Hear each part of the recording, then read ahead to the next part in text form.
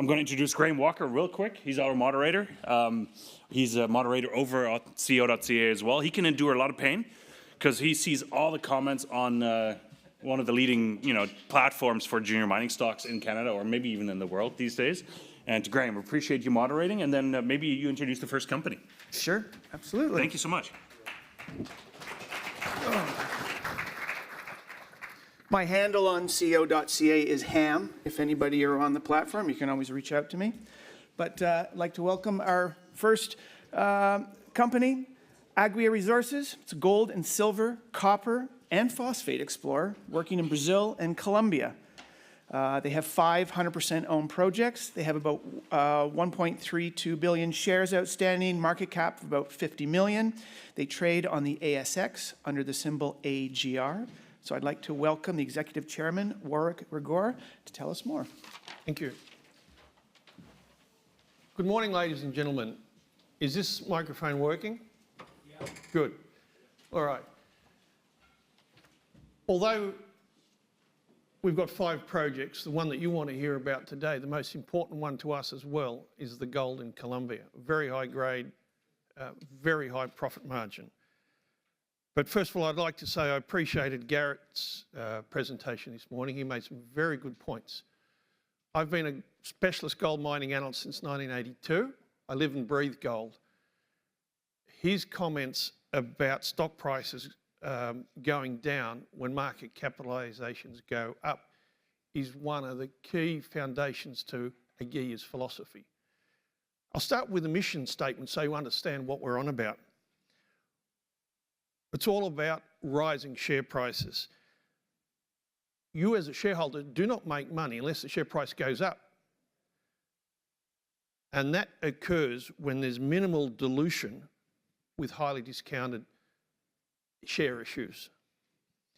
We've got a company that will be funded from positive cash flow from operations.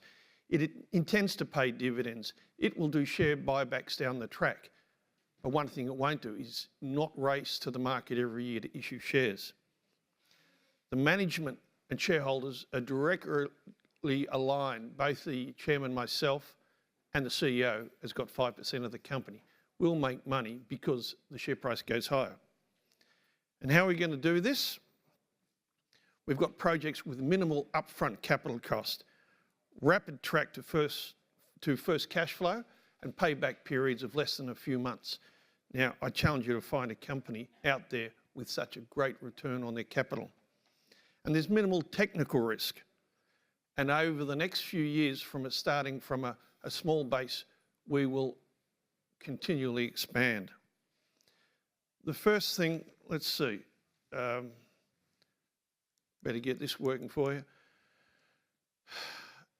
That's the company overview, all the corporate information you like to see. Market capitalization's 50 million. If you look at that chart there to the left, that's when everyone thought the company was going broke. It didn't have any money. It didn't have much of a future. I came on board as a corporate doctor 14 months ago, and I raised some money for the phosphate project, but I thought this is hard work. No one's really interested in phosphate. It may be a great project, but you've got to get it up and running. What do people want? They want gold. I've been telling all my clients for the last 2 years, you should be shifting your money into gold. So I did the same with Aguia. We made a takeover bid for an unlisted company with very good gold and copper projects in Colombia. That takeover closed in July, and in the last few months we've made a rapid path towards getting the Santa Barbara gold project in Colombia up and ready. We'll be starting to mine in the next week or 2. The treatment plant's ready to turn on. It's all systems go. And that's in the 5 to 6 months from when that takeover happened. So we haven't wasted time. Board management, that's very important. I've been around for a long time. I know gold. I've had a career of raising money for companies, handing it over to the CEOs and watching them spend that money. And my reputation then depends on how wisely they spend it. And I'll tell you what, it's not a perfect track record. I've made the unusual decision of actually going on as executive chairman here because this is too good to trust it with people who just want to shareholders off and make money for themselves. This is about shareholders. Operationally, we've got a very experienced gold miner, William Howe, his CEO. He was raised in the Barberton goldfields in South Africa, underground mining, high grade. He's an Australian South African. He is living in Colombia. He's made a commitment to the company and he's staying there for as long as it takes to turn this into a profitable mine. Incidentally, both William and I are on half rations. We've said to the company, we don't mind being paid half commercial rates for our services.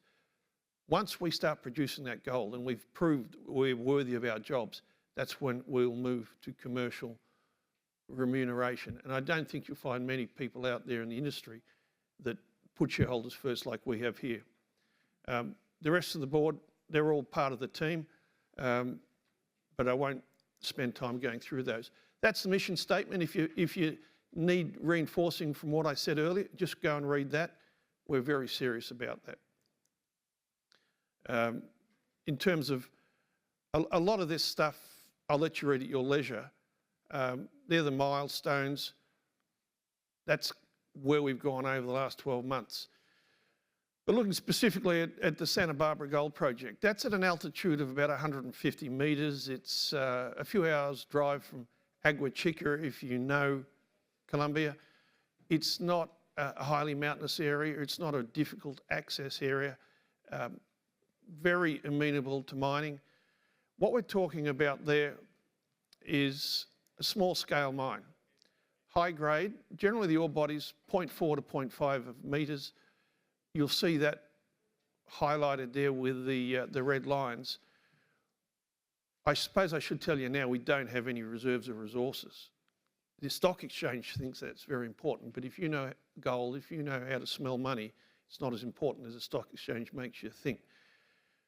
When you get a high-grade discovery or any discovery, the geologists have it for 5 years. They drill it out, especially in underground, and then they hand it over to engineers. They calculate what the resources are. And then you go underground for 2 years to find out whether their calculations from above ground actually work underground. We've done it differently. We have developed a mine. We've developed along that ore body 200 metres. We can walk along and see, we can see the width, we can see the continuity, and you don't get that sort of information from just drill holes. You'll see there we've also got a pilot treatment plant.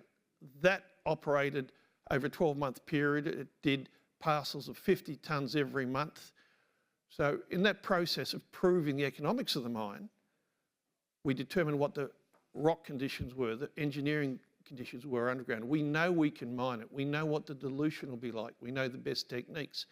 Putting it through a CIL plant like that proved that we could recover the gold. Now it's microscopic gold. It's not coarse or nuggety. It's not going to be susceptible to miners slipping a nugget in their pocket when they see it.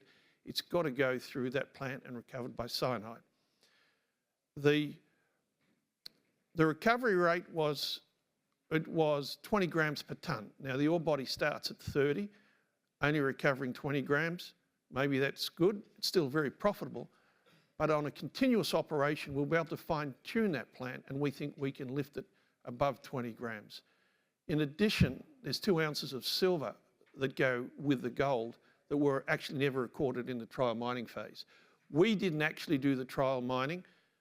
A Canadian company did, and they went broke because they couldn't raise any money. We came in and bought the project, and we're carrying on from where they left off. So I'll just stick on this for a little bit longer. Because we don't have resources, we're not allowed to give guidance to the stock exchange. We've sort of got to just say it under our breath, because they'll say, well, you can't have guidance. They wouldn't let us call it a mine. I said, well, what do I call it? Call it a gold project. They won't let us put ore through the mill because we haven't got an ore body according to them. I said, look, I've walked under it, I can see it, I can touch it. Doesn't matter, they're the rules. If you're looking for something that's totally compliance driven, come back in about 12 months and you'll see where we are. For those people who can look it over the horizon a little bit, it's going to be different. We estimate, and I shouldn't be quoted on this, again, because of the stock exchange, but let's just say we think it's possible to produce gold at less than $400 an ounce. $2,600, $400, work it out.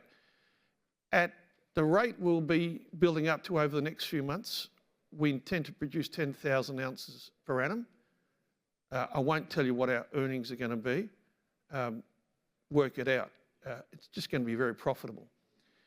We will start drilling in February. We'll have 2 rigs on site, 1 underground, 1 above ground.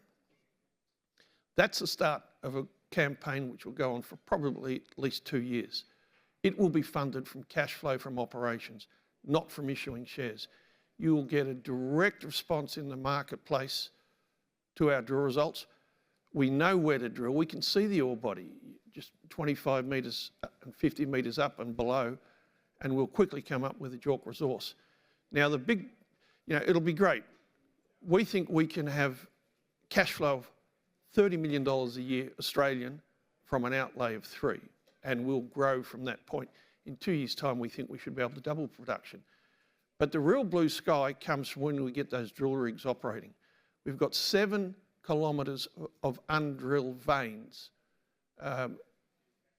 That's when the analysts can start to do their numbers and actually have some confidence that we comply.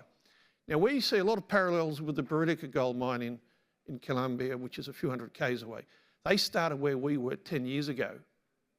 Pilot plant, no reserves. They started drilling.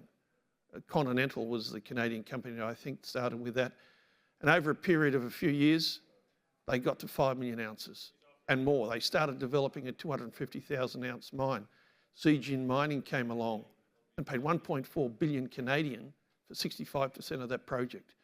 Now, related back to us, we're capped at 50 million. We have 100% of the project. The gold price is twice what it was.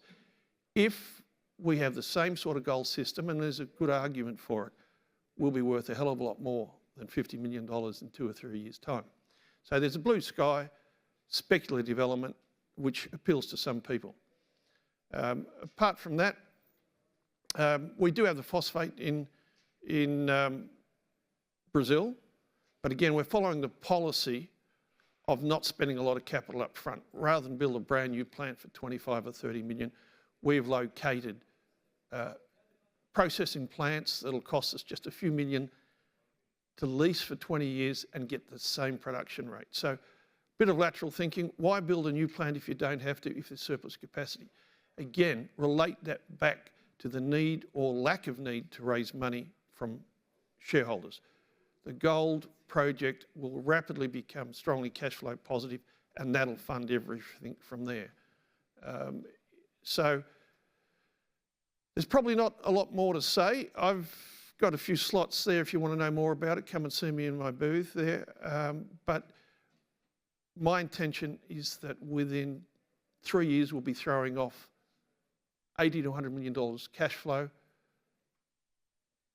We might have to issue $1 or $2 million worth of shares over the next 3 months just to top up the kitty. But apart from that, it's all going to be internal growth, and it's going to be a company that me as a professional analyst and shareholders will be able to look at down the track and say, this is how you run a company for shareholders. It's not so you can pay school fees or pay yourself a lot of money.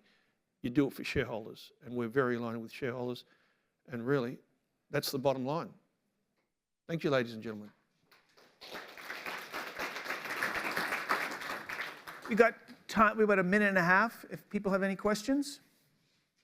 Do I see anything? Okay, one here. Are you a shareholder yourself? I've got 5% of the company, and I wish I could have more, but we've all got limited resources. All the management is involved in these shares? Well, the CEO has got 5%. The board all up would have 12 or 13%. It's useful. We'll all make money, but we see ourselves as a team. It's not just about us. It's about shareholders, and I can't emphasise that enough. That's important. Critical. I've spent a career advising people trying to make money for them.